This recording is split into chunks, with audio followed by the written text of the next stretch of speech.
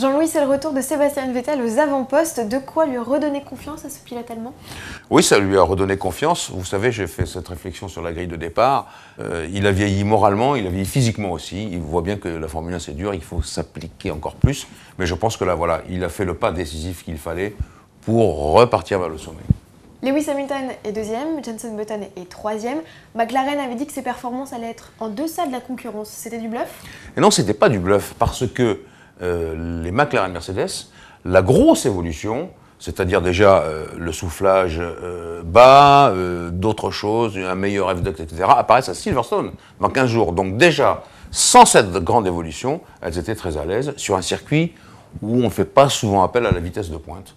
Et donc je trouve que c'est un bel exploit. Il nous réserve des vraies surprises chez McLaren. Les deux pilotes à la fois et les techniciens aussi. Ferrari est en rogne et se sent lésé après l'intervention de la voiture de sécurité. Est-ce que vous trouvez ça justifié, Jean-Louis?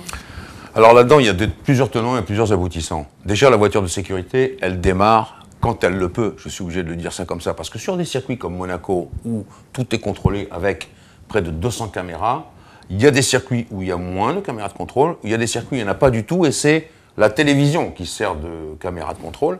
Et en l'occurrence, il se passe un accident, mais vous ne savez jamais vraiment s'il est complètement en direct ou si le réalisateur vient de le mettre 5 ou 10 secondes après. Donc voilà, la voiture de sécurité, elle démarre comme ça.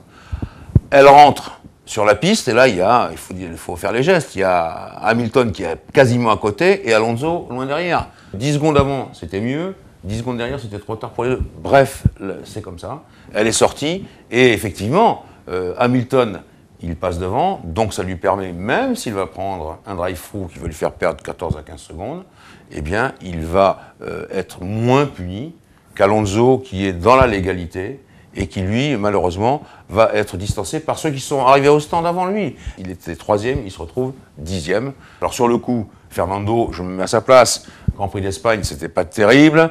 Grand Prix d'Europe en Espagne également, pas terrible une nouvelle fois. Donc je pense qu'il y a de quoi être en colère. Justement, en beau diable, il s'est bien battu. Son coéquipier Felipe Massa peut-être un peu moins. Est-ce que les performances des Ferrari sont en cause? Non, je ne crois pas. Je pense que Felipe, lui aussi, il a accusé le coup parce qu'il est resté longtemps au stand. Les deux Ferrari sont entrés en même temps. Donc là, il y a une petite perte de morale. Moi, je trouve qu'au contraire, les Ferrari, elles marchaient mieux. Elles aussi, elles ont adopté ce soufflage bas. Et je pense que ça aussi, ça a mis Alonso en colère, parce qu'il avait de quoi faire une bonne performance. Pourquoi pas même viser la victoire s'il y avait eu un petit problème du côté des Red Bull Renault. La contre-performance, on peut la mettre au crédit des Mercedes et en particulier de Michael Schumacher? Je pense que et Michael Schumacher et son équipier Nico Rosberg ont eu des problèmes avec la voiture. Alors déjà, la voiture, elle aussi, c'est l'autre écurie avec Ferrari et Renault qui a adopté le soufflage bas, et ça n'a pas marché. Pour ce qui concerne Michael particulièrement, la stratégie de l'équipe Mercedes pour lui a été cataclysmique. Moi je crois qu'il vaudrait mieux laisser Michael se débrouiller tout seul. Son ingénieur Andrew Chauvelin, bon c'est peut-être une star, effectivement c'était l'ingénieur de Button l'an passé ou de Barrichello, mais je pense de Button, mais c'est pas le monde de Schumacher. Et je pense que Ross Brawn devrait faire attention à cela et laisser Schumacher se débrouiller un peu de la situation. Il est assez costaud, il peut le faire tout seul. Un dernier petit mot, Jean-Louis, sur l'impressionnant accident de Mark Webber. Est-ce qu'il y a eu incompréhension entre lui et Heikki Kovalainen? Alors, est-ce qu'il y a eu incompréhension? Je le crois. Mais Webber dit que Kovalainen a freiné 80 mètres avant. Alors là, si ces déclarations arrivent aux oreilles de Jean Todt et des patrons de la Fédération internationale de l'automobile, ils vont peut-être demander la télémesure, et si c'est la réalité, là, Kovalainen, il va sentir passer le boulet de canon. Mais ce n'est peut-être pas la réalité. Et je dois rappeler quand même que dans l'histoire, à Webber, eh bien, ce n'est pas la première fois qu'il a un accident, en mésestimant, entre guillemets, la force de l'aspiration. Et c'est un peu ce qu'on a vu.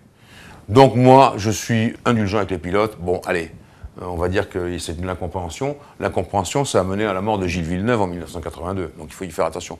Je pense que c'est ça. Si c'est pas ça, alors là, c'est beaucoup plus grave, pour l'un comme pour l'autre.